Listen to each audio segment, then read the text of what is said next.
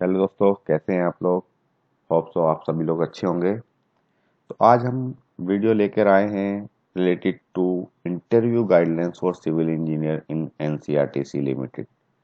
NCERT क्या है? NCERT एक रिसेंटली डेवलप एक पब्लिक सेक्टर यूनिट है under the ministry of railway, जो कि दिल्ली एनसीआर के अंदर मेट्रोज, जो हाई स्पीड ट्रेन आई है, सेमी हाई स्पीड ट्रेन, उसको कंस्ट्रक्शन का काम करती है। तो ये बहुत ही अच्छी ऑर्गेनाइजेशन है, जो जिसका जो अभी स्कोप है सिविल इंजीनियर्स का फॉर द इंडिया और डब्ल्यू एज डेवलपिंग कंट्री, वो बहुत ही अच्छा है। In future near in all over India और नियर द एनसीआर काफ़ी डेवलपमेंट होने वाला है, जैसे जैसे पॉपुलेशन बढ़ रहा है और जितना क्राउड बढ़ रहा है देश में, उसके हिसाब से इंडिया भी काफ़ी ग्रो करने वाला है। तो उसमें इंफ्रास्ट्रक्चर काफ़ी काफ़ी रोल रहने वाला है। तो इसके हिसाब से एनसीईआरटी एक बहुत ही अच्छी ऑर्गेनाइजेशन है। तो अगर किसी को इसमें इंटरव्यू के लिए कॉल आया है, या फिर कोई इंटरव्यू के लिए जा रहा है, तो उसके लिए, या फिर प्रिपेयर कर रहा है किसी भी इंटरव्यू एग्जाम के लिए, तो मैं आपको अपना एक्सपीरियंस शेयर करूंगा कि कैसे पब्लिक सेक्टर यूनिट में इंटरव्यू होते हैं। और मैंने जो इंटरव्यू दिए हैं, मैंने बहुत सारी पब्लिक सेक्टर यूनिट्स में इंटरव्यू दिए हैं, उससे रिलेटेड मैं वीडियो बनाता रहता हूँ। तो उसी से रिलेटेड आज एक एनसीईआरटी में मैंने एक इंटरव्यू दिया था, उसके बारे में आपको बताता हूँ कि उसमें मेरा इंटरव्यू कैसा हुआ और उन्होंने क्या क्या क्वेश्चन पूछा। जब आप इंटरव्यू देने जा रहे हैं तो आप किस तरह से अपने आप को प्रिपेयर कर सकते हैं एक इंटरव्यू को क्वालिफाई करने के लिए, एक अच्छी जॉब पाने के लिए। तो आगे हम बढ़ते हैं। जिस वैकेंसी में मैंने इंटरव्यू दिया था, उसका वैकेंसी नंबर था 30/2022। 2022 में वैकेंसी नंबर 31 आई थी। उसमें मैंने इंटरव्यू दिया था इंजीनियरिंग एसोसिएट सेकंड के लिए एनसीईआरटी में, जिसका इंटरव्यू जो हुआ था वो इनके एक ऑफिस है, गति शक्ति भवन आईएनए में, न्यू दिल्ली में, वहाँ पे इंटरव्यू हुआ था। तो मैं आपको उसका अपना कॉल लेटर भी दिखा देता हूँ कि ये देखिए, ये मेरा कॉल लेटर है, इंटरव्यू लेटर जिसको बोलते हैं। इन्होंने ईमेल के थ्रू ये लोग इंटरव्यू लेटर भेजते हैं। तो इन्होंने म, मुझे इंटरव्यू लेटर इस तरह से शेयर किया था। ये पूरा इंटरव्यू लेटर है। पहले इन्होंने भेजा था कि मेडिकल मेडिकल मेडिकल होगा आपका, उसके बाद इंटरव्यू होगा, लेकिन मेडिकल नहीं हुआ था, सिर्फ इंटरव्यू हुआ था। जो लोग क्वालिफाई किए उनको मेडिकल हुआ था। तो यही सब है। तो मैं आप चले हम बात करते हैं कि इंटरव्यू में क्या क्या पूछा जाता है, क्या क्या क्वेश्चंस रहते हैं और पैनल्स वगैरह कैसे रहते हैं, तो हमको किस तरह से प्रिपेयर करना चाहिए। तो सबसे पहले बात करते हैं कि पैनल कैसे रहता है। ओवरऑल जितने भी मैंने पब्लिक सेक्टर यूनिवर्सिटी में इंटरव्यू दिए हैं या किसी भी ऑर्गेनाइजेशन में इंटरव्यू दिए हैं, तो मिनिमम 5 से 6 लोग रहते हैं। एनसीईआरटी के पैनल में वहाँ पे 4 लोग थे। दो कुछ यंग पर्सन थे, दो थोड़े ओल्ड एज एक्सपीरियंस पर्सन थे। तो उन्होंने जनरली जो क्वेश्चंस होते हैं, जैसे कि आप जानते हैं कि जो एनसीईआरटी का काम है वो इंफ्रास्ट्रक्चर से रिलेटेड है। वो रेलवे लाइन से वायडक्ट, ब्रिजेस, ये सब उससे रिलेटेड काम है। तो पहले तो सबसे पहले मेरी सलाह है कि आप जब किसी भी ऑर्गेनाइजेशन में इंटरव्यू देने जा रहे हैं, तो पहले आपको ये आइडिया होना बहुत ज़रूरी है कि वो काम क्या करती है। जब हमको उसमें हायर किया जाएगा तो वो काम किस तरह का काम हमसे लेगी। तो अगर हमको ये पता होगा तो उसी से रिलेटेड वो क्वेश्चन पूछेंगे। सपोज आप किसी सपोज आपको आईआईटी मुंबई से, आईआईटी दिल्ली से, आईआईटी किसी भी आईआईटी से, किसी एजुकेशन इंस्टीट्यूट से इंटरव्यू की कॉल आती है। आपने वहाँ पे रिक्रूटमेंट एग्जाम दिया, आप उसमें क्वालिफाई हो गया, देन आपका इंटरव्यू कॉल आ गया। तो किसी एजुकेशन एग्जाम में रेलवे लाइन तो बनेगी नहीं, इंफ्रास्ट्रक्चर ब्रिज तो बनेंगे नहीं, इस तरह का काम तो होगा नहीं। तो वहाँ पे क्या काम होगा? या तो कोई बिल्डिंग बनेगी, या कुछ मेंटेनेंस होगा, या कुछ। तो हमको पहले से उस तरह से अपने आप को प्रिपेयर करना है कि वो किस तरह के क्वेश्चन पूछ सकते हैं, उनका काम क्या है एक्चुअली। तो जैसे कि मैंने इसके बारे में पहले से स्टडी करके गया था कि एनसीईआरटी ऑब्वियसली जब आप एग्जाम एक फॉर्म फिल करते हो तो पहले से पता होता है कि ये कौन से फील्ड की ऑर्गेनाइजेशन है और ये क्या काम करती है। तो मैंने देखा कि मैंने ये तो पैनल से बात हो गई कि उनके जो पैनल में थे वो 4 आदमी थे। फिर उनके जो क्वेश्चन थे वो directly related to viaduct, infrastructure, tunnel, then elevated railway station, इन सब से रिलेटेड थे। तो सबसे पहले जब मैं वहाँ पे गया तो उन्होंने पहले मुझसे ब्रीफ इंट्रोडक्शन मांगा कि आप अपने बारे में बताइए कि आपने क्या काम किया है।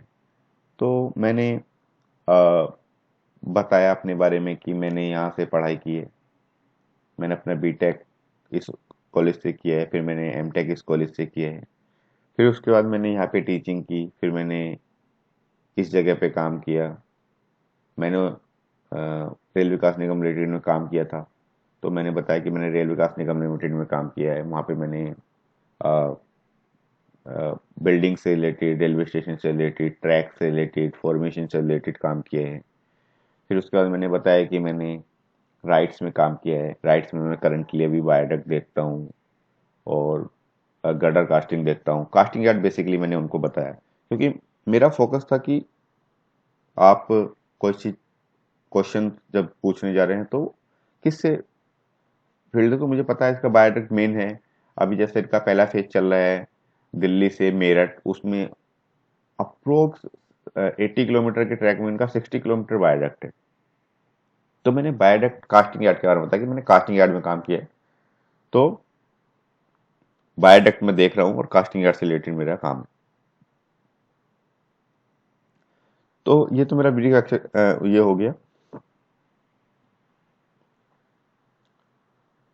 उसके बाद इन्होंने पूछा कि आपने सबसे लंबा ब्रिज कौन सा हैंडल किया है, मतलब कौन सा सबसे अच्छा मतलब काम क्या किया आपने। तो मैंने बताया कि मैंने जो है 1.7 किलोमीटर का एक बायोडक्ट हैंडल कर रहा हूँ। तो उसने उन्होंने पूछा, फिर नेक्स्ट क्वेश्चन था उनका उससे related कि उसका लॉन्गेस्ट स्पैन कितना था। तो मैंने बताया कि उसका लॉन्गेस्ट स्पैन मैंने बताया, एक्चुअली वो गलती से हो गया या फिर मेरे माइंड से स्लिप कर गया। मैंने बताया कि उसका लॉन्गेस्ट स्पैन 26 एक आरसीसी स्पैन लॉन्गेस्ट था और एक 75 मीटर का एक स्टील गर्डर था। अब एक्चुअली क्या है, मैंने स्टील गर्डर में काम किया नहीं, मैंने आरसीसी के रिलेटेड काम किया है, तो मुझे वो नहीं बोलना चाहिए था। लेकिन क्या हुआ, मैंने बोल दिया। उन्होंने फिर मुझसे क्वेश्चन पूछा कि जो स्टील गर्डर था, आपने जो स्टील स्पैन बनाया है स्टील से, स्टील गर्डर से, उसमें कौन सा ट्रस यूज किया था, उस ट्रस का नाम क्या था। तो वो मुझे आइडिया नहीं था क्योंकि जो मैंने काम किया था उसमें स्टील गर्डर मेरे स्कोप में नहीं था, वो किसी और के स्कोप में था। तो मैं आरसीसी से रिलेटेड, मतलब जो अपना प्रिकास्ट गर्डर होता है उससे रिलेटेड ही काम करता था। प्रिकास्ट गर्डर हो गया, गर्डर कास्टिंग हो गया, देन ग्राउटिंग, स्ट्रेसिंग और लॉन्चिंग, यही सब काम करता था। पियर्स, पियर कैप, फाउंडेशन, पाइलिंग। तो मुझे इस बारे में आइडिया नहीं था, तो मैं उस पर फंस गया। फिर नेक्स्ट क्वेश्चन उन्होंने पूछा कि स्टेज ऑफ स्ट्रेसिंग बताइए चलिए गर्डर में। तो स्टेज ऑफ स्ट्रेसिंग मैंने बोला कि सर 2 स्टेज स्ट्रेसिंग था। एक फर्स्ट स्टेज जो है 4 दिन बाद होती थी, उसमें एक एक केबल का एक डक का हम लोग फर्स्ट स्टेज स्ट्रेसिंग करते थे। फिर मैं बताया कि एक सेकेंड स्टेज स्ट्रेसिंग करते थे आफ्टर 21 डेज या 28 डेज। इसमें भी मेरी गलती होगी कि मैंने 28 डेज बोल दिया। 28 डेज बाद हम लोग सेकेंड स्टेज स्ट्रेसिंग करते हैं। तो अ, फिर उसमें क्या हुआ कि उन्होंने पूछ लिया कि ये कैसे आप डिसाइड कैसे करते हो कि फर्स्ट स्टेज स्ट्रेसिंग करनी है, सेकंड स्टेज स्ट्रेसिंग करनी है। तो एक्चुअली इसका एक रूल होता है कि फर्स्ट स्टेज स्ट्रेसिंग हम करते हैं 4 डेज में, या फिर उसका कुछ परसेंटेज ऑफ स्ट्रेस, जैसे हम लोगों का M55 कंक्रीट यूज हो रहा है। तो M55 कंक्रीट में अगर आपकी सपोज 35.2 न्यूटन पर mm² अगर कंप्रेस स्ट्रेंथ कंक्रीट की आ गई है, तो उसके नेक्स्ट डे हम लोग फर्स्ट स्टेज स्ट्रेसिंग कर सकते हैं। तो 4 डेज और क्यूब जो है अगर 35.2 न्यूटन पर एम कंप्रेसिव स्ट्रेंथ अटेंड कर लेता है, इसमें जो भी बाद में होगा हम उस दिन जो है फर्स्ट स्टेज टेस्टिंग करेंगे। तो इसमें मेरा हो गया कि मैंने इसमें बोल दिया कि अर्लियर बोल दिया। सपोज आपका पहले दिन ही आपने क्यूब कास्ट किया, उसका सेकंड डे जो है 30 पॉइंट जो भी रिक्वायर्ड स्ट्रेस थी वो आ गई, तो आप उस दिन फर्स्ट स्टेज टेस्टिंग नहीं कर सकते। आपको जो है 4 दिन मिनिमम वेट करना पड़ेगा। 4 दिन अगर आपको नेक्स्ट तब भी 4 दिन में अगर आपका जो रिक्वायर्ड स्ट्रेस है, जो कंप्रेसिव स्ट्रेंथ है क्यूब की वो नहीं आई है, तो आपको नेक्स्ट डे या फिर जब भी अचीव करेगी तो तब आपको फर्स्ट स्टेज टेस्टिंग करना है। तो ये क्वेश्चन एक्चुअली मुझे बताना था, लेकिन उस समय में थोड़ा एक्चुअली कंफ्यूज हो गया, या फिर कह सकते हैं कि प्रेशर में था, तो मैं बता नहीं पाया एग्जैक्टली, और मेरा कुछ क्वेश्चन वहाँ पे गलत हो गया। तो यही सब क्वेश्चन उन्होंने पूछे। फिर मुझसे उन्होंने पूछा कि आप बताइए क्रॉस गर्डर कैसे कास्ट करते हैं। आपने 2 गर्डर लॉन्च कर दिया, अब उसमें आपको क्रॉस गर्डर कास्ट करना है, तो कैसे करेंगे। जिसने काम नहीं किया है बायोडक्ट में तो उसको आइडिया नहीं होगा कैसे। तो भाई जो हम लोगों का नीचे का फ्लेंज होता है, फ्लेंज पे हम लोग अपना जो शटर है उसको प्लेस करते हैं, उसके बाद क्रॉस गर्डर को कास्ट करते हैं। कभी कभार हम लोग ऊपर से भी ब्रेसिंग हैंग करके, टॉप से ब्रेसिंग हैंग करके उस पर शटरिंग कर देते हैं। तो ये कई सारे तरीके मेथड है, उससे हम लोग क्रॉस गर्डर को कास्ट करते हैं। तो यही क्वेश्चन उन्होंने मुझसे पूछे थे, और अ, मेरा ये एक्सपीरियंस था कि हम लोगों को जब इंटरव्यू देने जाना है एनसीईआरटी से, तो अपने आप को इंफ्रास्ट्रक्चर से रिलेटेड एक्टिविटी से, जो भी आपने काम किया है इंफ्रास्ट्रक्चर से रिलेटेड, बायोडक्ट में काम किया है, ब्रिज में काम किया है, पाइलिंग में काम किया है, एलिवेटेड रेलवे स्टेशन पे काम किया है, या फिर आपने किसी भी इंफ्रास्ट्रक्चर फील्ड से काम किया है जो उनके फील्ड से रिलेटेड है, उस पर अच्छे से काम करके जाना है। ऐसे नहीं कि आपने कुछ यूट्यूब की वीडियो देख ली, आपने किसी ड्राइंग को पढ़ लिया, या फिर आपने कहीं से पढ़ लिया, किताब से पढ़ लिया, उससे इंटरव्यू क्लियर नहीं हो सकता। आपको वहाँ पे वही चीज़ बतानी है जो आपने काम किया है एग्जैक्टली। आप किसी चीज़ से पढ़ सकते हो, लेकिन उसका जो जो प्रॉब्लम्स हैं, जो बेसिक डिटेल्स है ना, वो आपको काम करके ही पता चलती है। तो इसमें मेरा आपको एडवाइस है कि आप जो है उसी चीज़ के बारे में इंटरव्यू में बताइए कि जो आपको आता है।